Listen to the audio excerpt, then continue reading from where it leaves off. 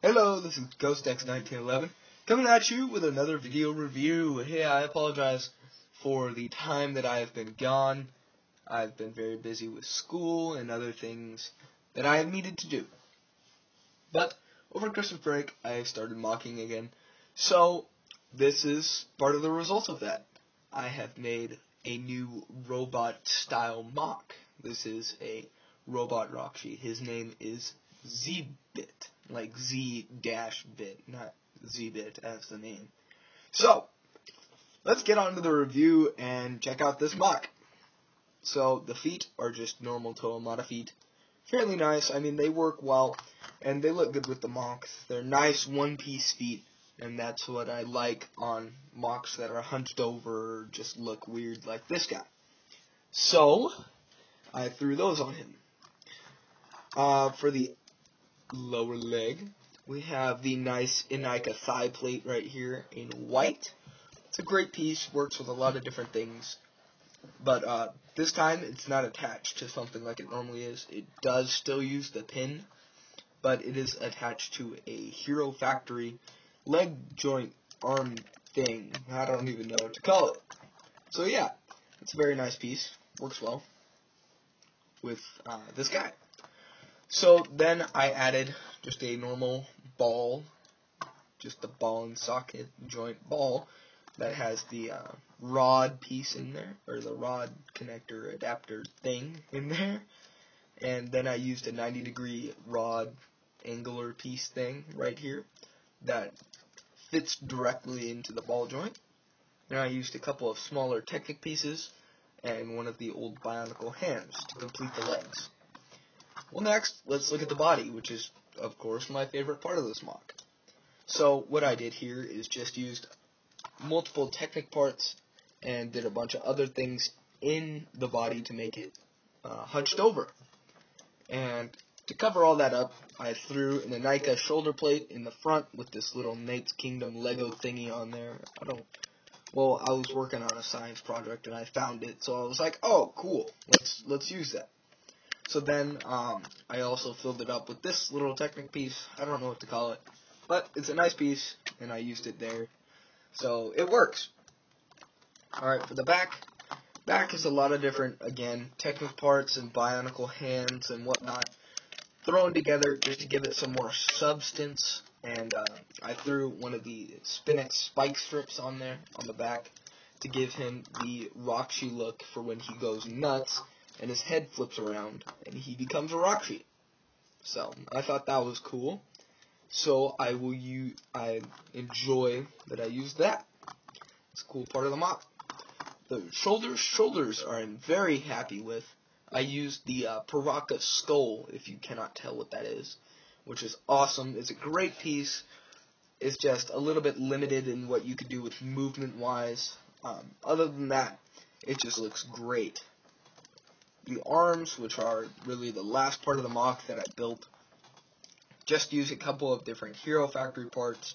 The Hero Factory double socket connector thing. Another red single ball with the axle joint in there, or two of them, actually. And that worked out nicely, and I just put a longer rod in the middle to solidify that. Then the hands are actually the old BioRock dude style hands, and these ones are extended a little bit because I'm running out of parts.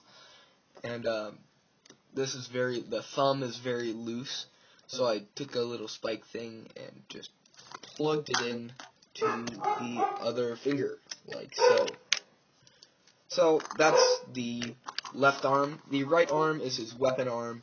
He has, right now, the Skrull sword on there, which, again, is a nice piece, but, you know, I used it there, just thought it's a nice piece.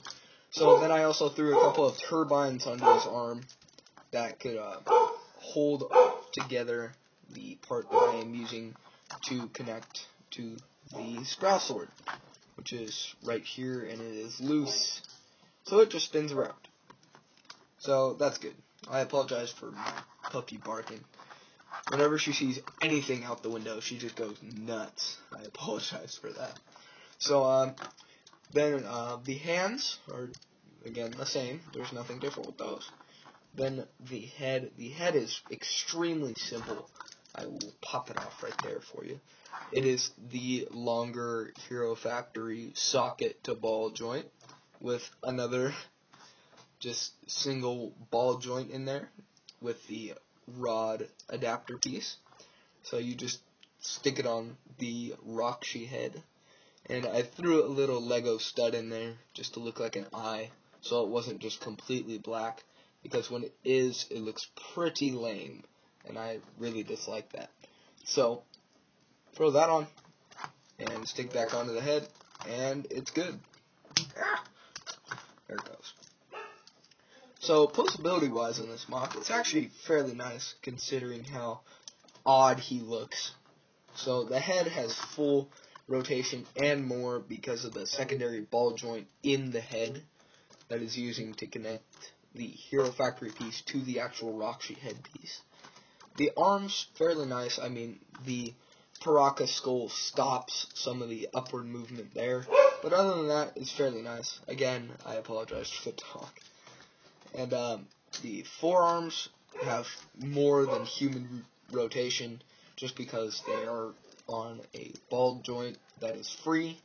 It is not restricted by any side pieces or whatever. Hands, full rotation again. The fingers move. There we go. The body, he does not have waist posability, sadly. I mean, I could have done that, and that would have made it a lot easier, but, I mean, I just didn't want to with this guy. So the legs have, again, more than full rotation because they're on free ball joints. The knee, of course, fairly nice rotation, and the foot has normal rotation. So, that is the MOC for you. So, have fun with that. Good morning, good night, good afternoon, whenever you're watching this. So, good to go. Later.